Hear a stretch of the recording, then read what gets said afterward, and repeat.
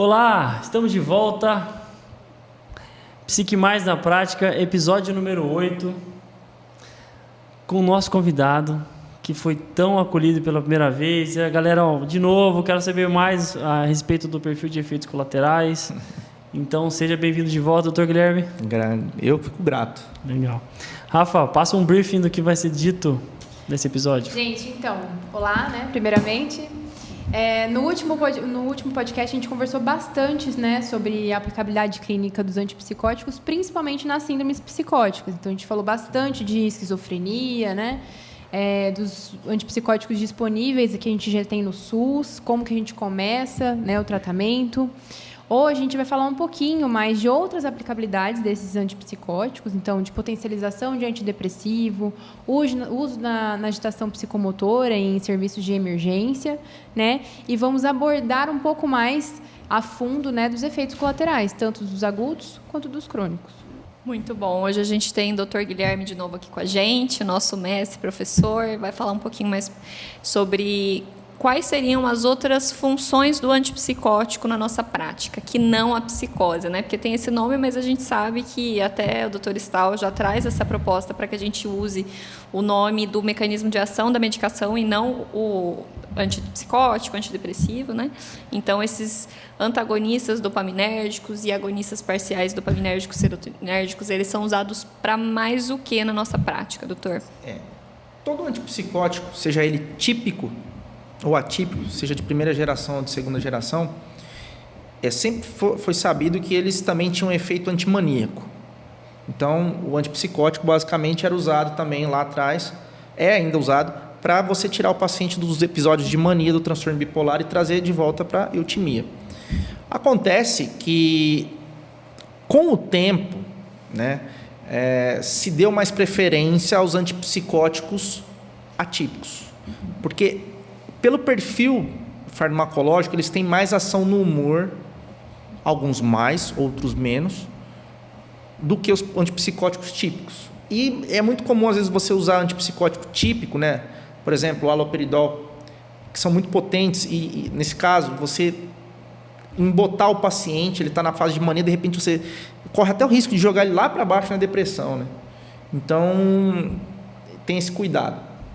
Agora, além dos quadros de mania, a gente pode usar alguns antipsicóticos atípicos que são aprovados em formulações específicas, né, até certa dose, para depressão, seja ela bipolar ou unipolar. Por exemplo, existem situações onde a gente tem o aripiprazol, que em doses até 5 mg, em associação com antidepressivo, ele funciona como potencializador de efeito antidepressivo.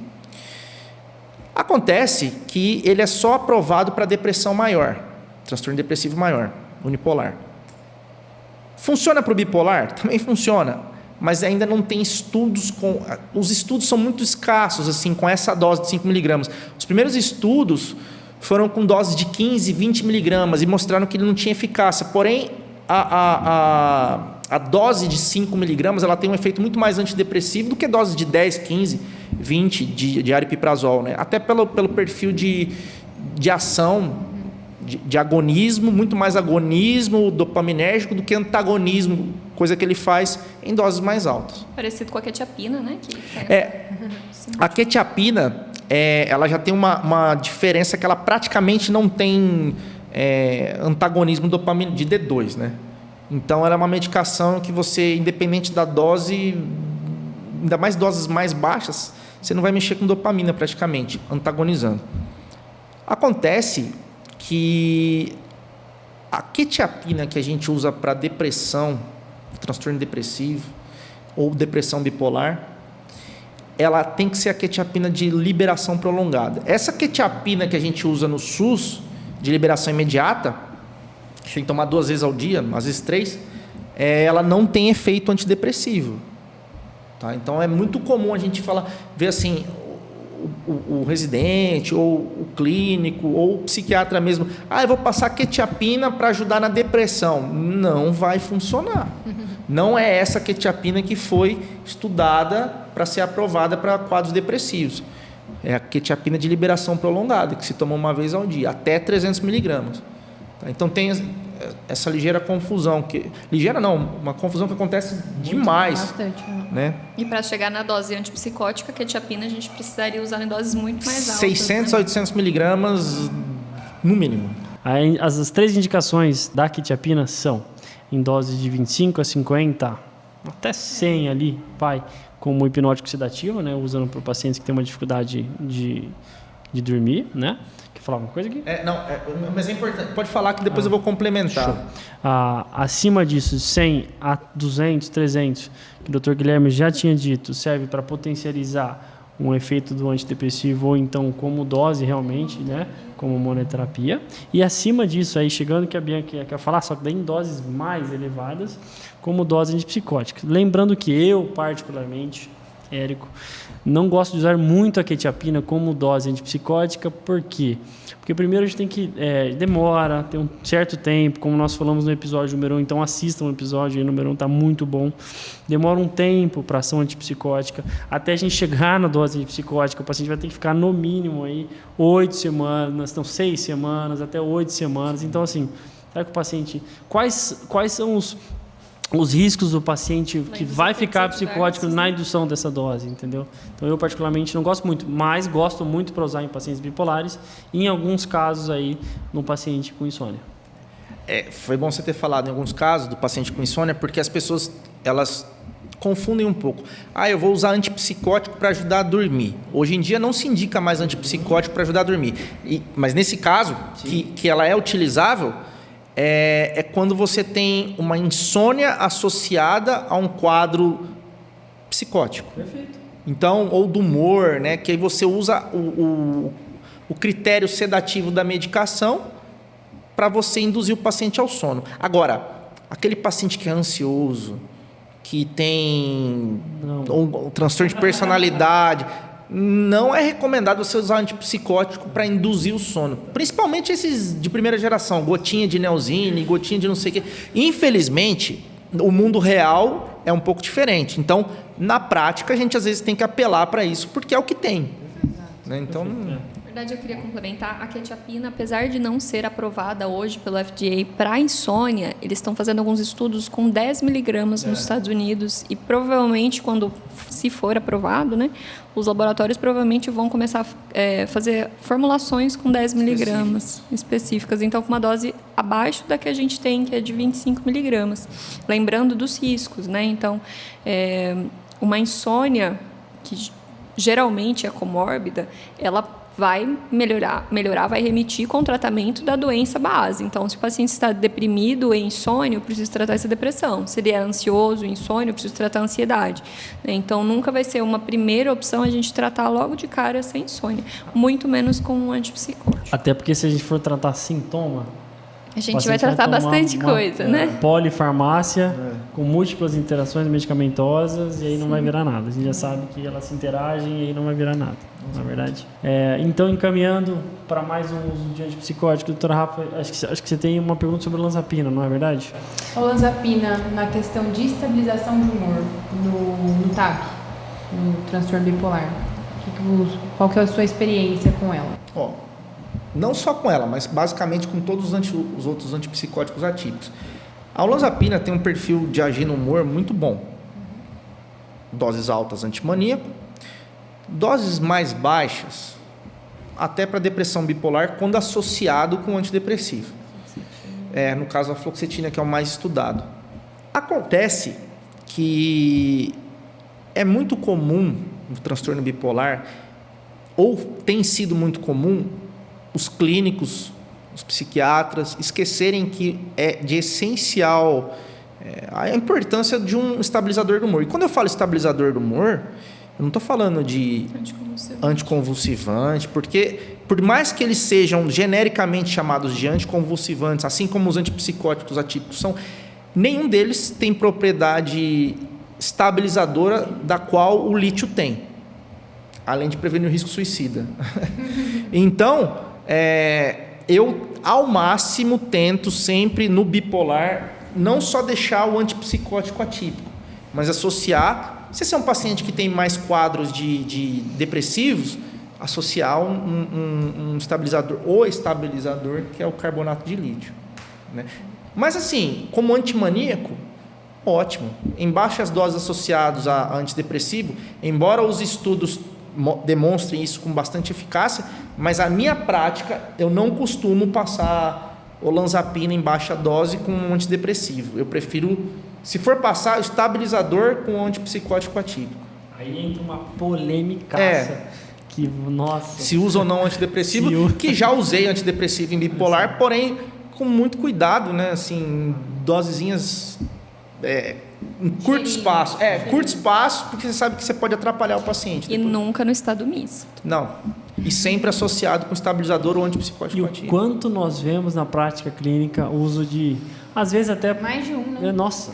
Mais de um Aquela antidepressivo. combinação, né? Sertralina mais fluoxetina. Mais estalopram em dose baixa, coloca um lítio 300 à noite agora, tá resolvido. O problema da prática é que a gente vê muito, e eu acho que é por isso que é importante o curso de vocês, é que existe um desconhecimento brutal em relação à interação farmacodinâmica e farmacocinética das medicações. Então, o cara não sabe como que é absorvido, ele acha que ele pode juntar antidepressivo tal com antidepressivo tal, antipsicótico, e não sabe dos riscos que isso vai gerar.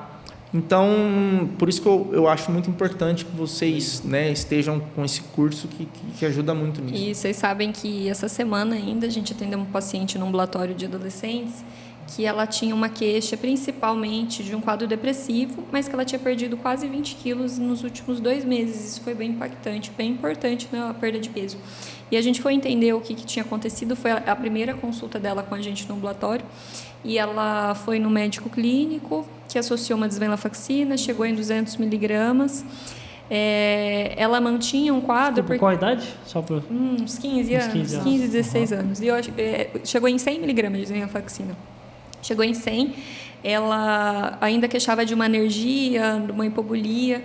A médica associou 300 de ibupropiona. Uau. À noite. Uau.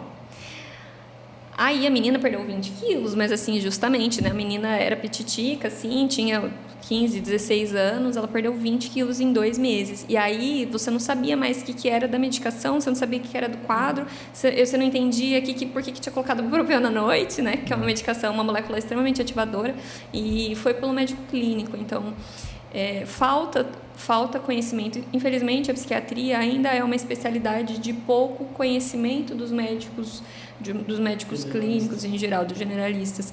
Então, acabam acontecendo esse tipo de coisa na nossa prática e acaba chegando pra gente, né? Porque a hora que o negócio está embolado, ninguém sabe mais o que fazer, vai pro especialista. Tanto Bianca, seu comentário desse caso é perfeito, porque no ano passado o nosso curso, como que funciona o nosso curso? A partir do momento do curso preparatório, o aluno compra o curso, ele é direcionado para mini tutores, né? E nisso a gente acaba criando um vínculo. E a gente acaba discutindo o caso clínico. E assim, pelo que eu observei como um dos coordenadores do curso, o aluno de medicina passa muito pouco pela psiquiatria e acaba não sabendo nada. E passa com a imagem de que o psiquiatra não precisa saber medicina.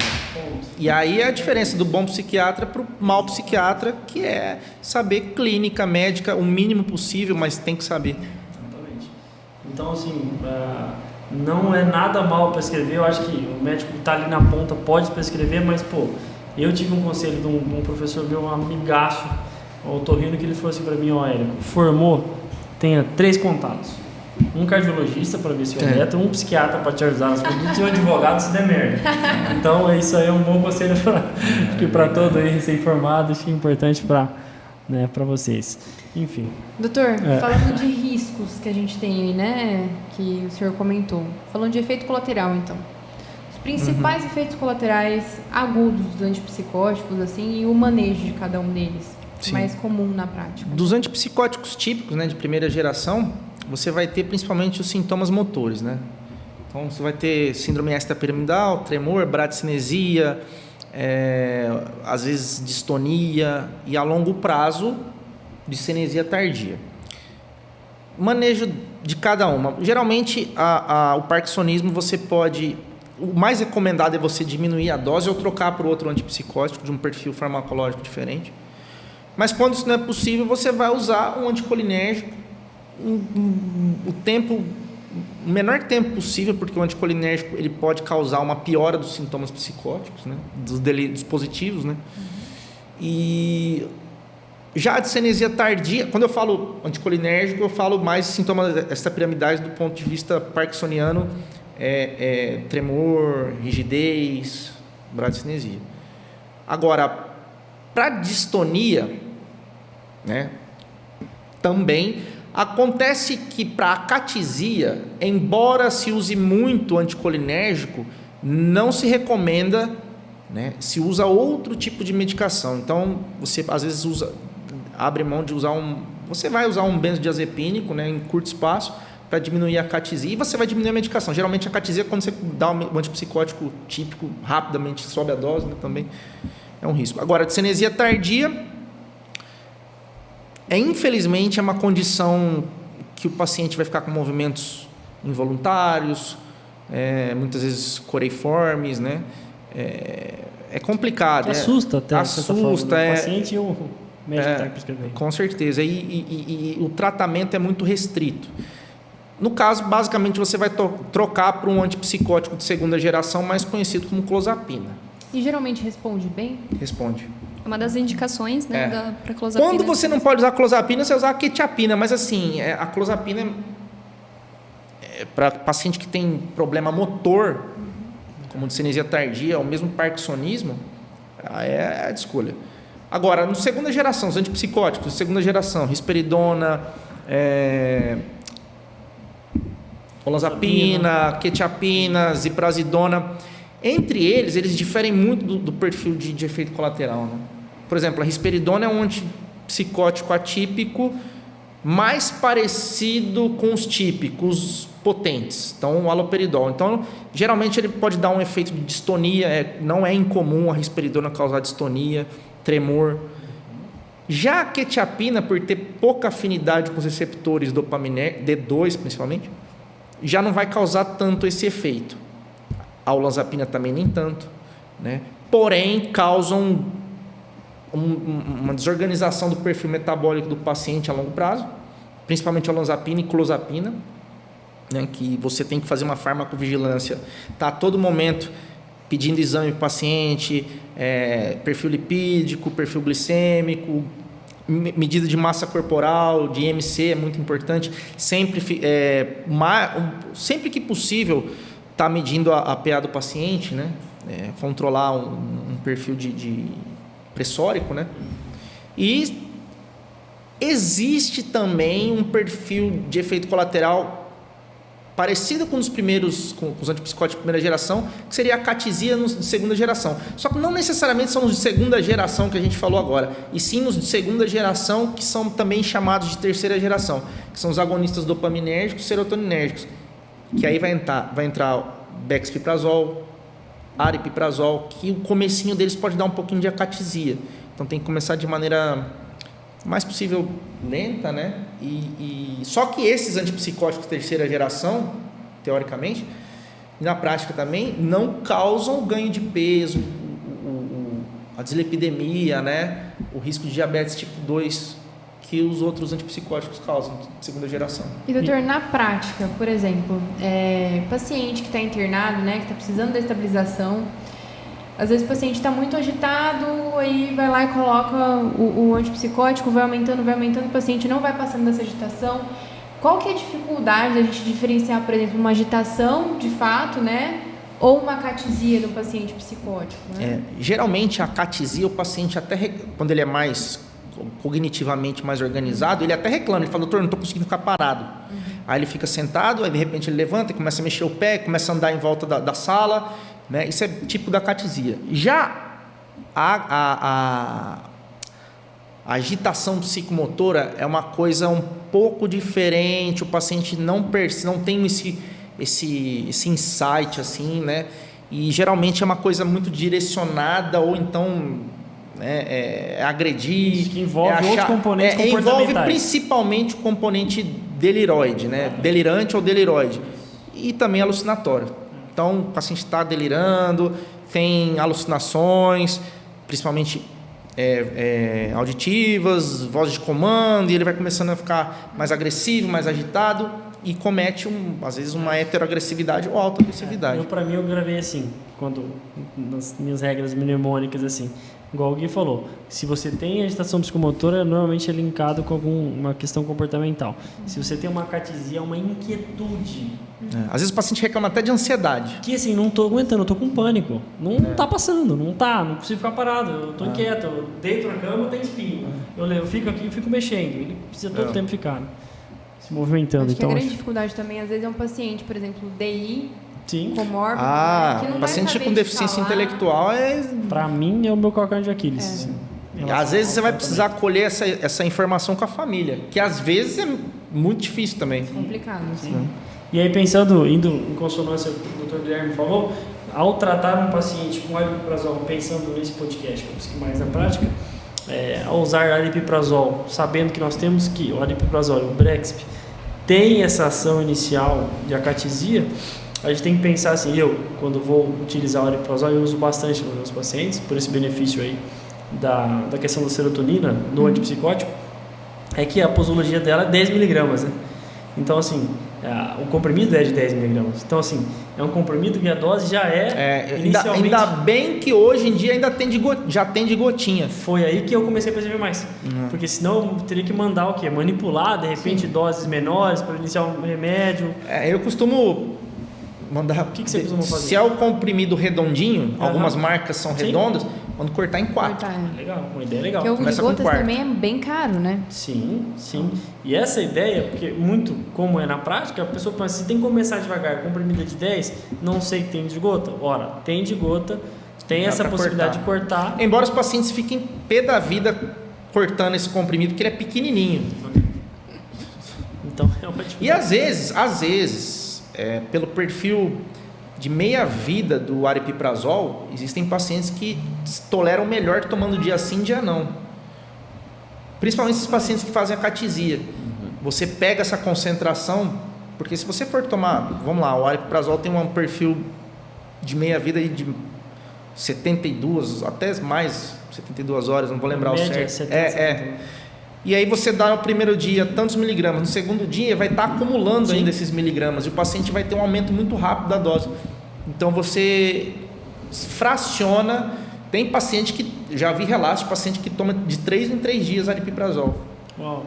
Então, do ponto de vista farmacológico, faz total sentido. Entendi. Bom, interessante, mais uma informação, né, que a gente tem que abordar, enfim, ter sempre para agregar para o nosso paciente. Eu tenho um caso interessante que eu lembrei agora, quando a gente estava falando de parkinsonismo.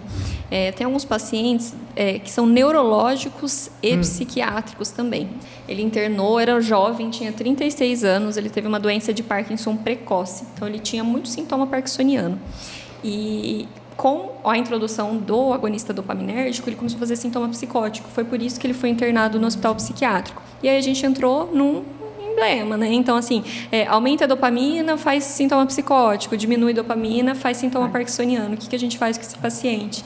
E aí, o mais indicado é a clozapina, né, nesse caso, mas, assim, clozapina, olanzapina, quetiapina, pode ser usado por conta desse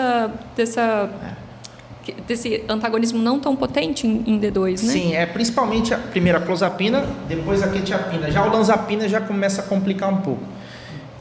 Embora nos Estados Unidos já tenha sido aprovado um antipsicótico específico para psicose no Parkinson, né? Então existe um antipsicótico específico para isso, que não tem a mesma eficácia se for usado, por exemplo, para esquizofrenia. Mas é um antipsicótico específico para a psicose da doença de Parkinson.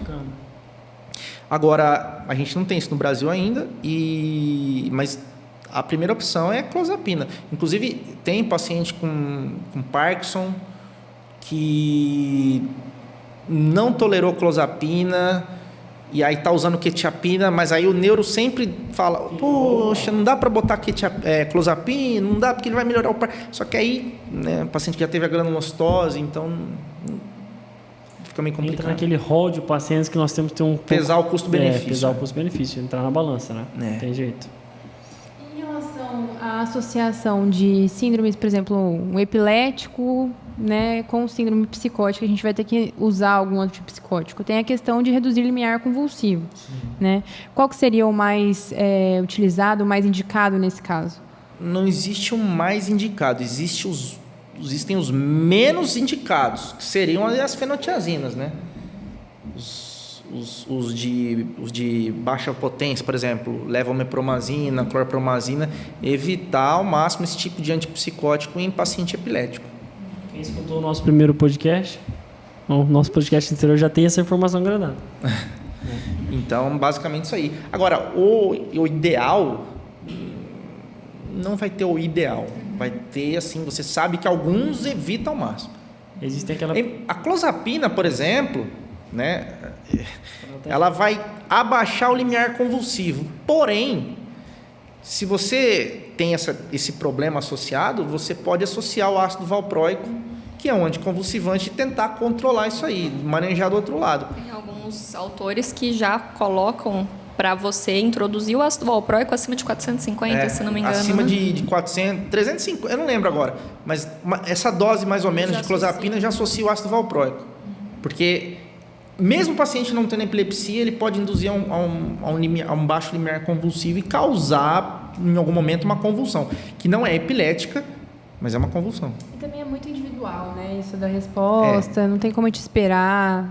Todos os estudos com efeitos colaterais, meta-análise, todos eles deixam bem claro, não existe um grupo, um perfil, embora alguns artigos mostrem que ser homem, ser não sei o que, ter tal idade, o risco do efeito colateral é muito individual. E a medicina praticada nesses pacientes tem que ser uma medicina individualizada. Então, não adianta, por exemplo, a medicação que eu tomei necessariamente nele ou nela ou em você vai dar o mesmo efeito colateral. Então, por isso que eu falo, começa devagar, vai devagar, para minimizar o efeito colateral. E assim, a gente está sendo um paralelo com antidepressivos, que provavelmente muitos sabem, né? Eu já ia comentar, então não tome o antidepressivo da sua amiga, porque deu certo pra ela. Ai, minha namorada toma, posso usar? Pode tomar, estalopram, é muito comum. Olha lá, meu amigo toma estalopram, aí o cara começa com um comprimido logo de cara e passa mal. Me deixou mais ansioso. É o mais né? comum, é o mais comum. Na minha opinião, na prática, em relação a esse caso de limiar convulsivo, também vou muito de encontro com o Guilherme falou, eu dou mais predileção um pouquinho ao aripiprazol, ao brexpiprazol, do que em detrimento de usos típicos de segunda geração. Eu, Érico, faço isso. Eu tento evitar, por exemplo, o uso de aripiprazol em pacientes que tomaram antagonistas dopaminérgicos durante muito tempo, de maneira, em doses, por exemplo, risperidona e haloperidol. Elevadas? Nem elevado, mas que toma muito tempo e você troca por aripiprazol, existem relatos de você piorar a psicose do paciente, porque como ele na tem transição ou no acompanhamento? Na transição e no acompanhamento, porque teoricamente você vai botar um agonista dopaminérgico em cima de um paciente que está com a sensibilidade para antagonismo total, e aí às vezes você joga o paciente lá em cima. Então o sistema, a área estriada límbica do paciente vai ter uma quantidade de dopamina que não está acostumada, né? Sim, concordo 100%. Então tem relatos, isso não é regra, mas eu evito, porque já aconteceu. Eu só penso na minha questão mais em relação ao limiar convulsivo. Não em relação a exatamente isso que eu estou de acordo com o Guilherme. Mas em relação ao limiar convulsivo, qual que é o espectro de uso eu utilizo mais na minha prática, entendeu? Mas o Guilherme está coberto. O que você fala? Não, que faz sentido farmacologicamente falando, né? E, assim, mais uma questãozinha para a gente pensar sobre a gestação. Antigamente, o pessoal não prescrevia de forma alguma antipsicótico na gestação, até alguns estabilizadores do humor realmente têm indicação da gente fazer uma troca da medicação se a mulher chega e fala que está grávida. Mas hoje a gente sabe que os antipsicóticos, eles têm alguns antipsicóticos mais seguros, outros menos, mas a gente consegue usar e a gente sempre precisa levar em consideração do risco de deixar esse paciente não tratado também, né? Exatamente. Então, os antipsicóticos mais estudados são os mais antigos, por exemplo, o haloperidol, que não teria um risco menor, mas hoje a gente sabe que já tem antipsicóticos de segunda geração que têm um perfil mais tolerável na gestação e na amamentação. Perfeito. Que a gente acaba pegando bastante paciente no hospital da criança, da maternidade, né? Sim. Psicose puerperal, paciente já esquizofrênica, já com transtorno bipolar. E é muito importante lembrar que o paciente está amamentando, a mãe está psicótica, tem delírios, alucinações, você tem que contraindicar a amamentação. A amamentação contraindicada. Cessa a amamentação, porque não vai dar certo. O risco é muito grande. Não é por causa do remédio, não, é por causa do risco para a criança, né? Sim, isso era um tabu, né? As pessoas falavam, mas hoje já temos mais estudos que corroboram com o tratamento da gestante. Uma dúvida que a gente recebeu depois do primeiro podcast, né, foi a relação de glaucoma de ângulo fechado com olanzapina. Como que a gente maneja isso? Se é contraindicado? Tem que trocar de medicação? O glaucoma de ângulo fechado, a gente tem que tomar cuidado com as medicações que têm mais efeito anticolinérgico. Quetiapina. Ou então, fenotiazina, né, como levomepromazina, clorpromazina. Quanto mais efeito anticolinérgico... Atenção, né? É evitar. Igual antidepressivo. Tricíclico, tem muito efeito anticolinérgico. Amitriptilina, clomipramina, imipramina. É evitar. É contraindicação em glaucoma de ângulo fechado. Aí, vamos supor, se o paciente já é usuário de longa data dessa medicação, seria, então, uma indicação de trocar a medicação. Tem que trocar, tem que trocar. Senão o paciente vai ficar cego.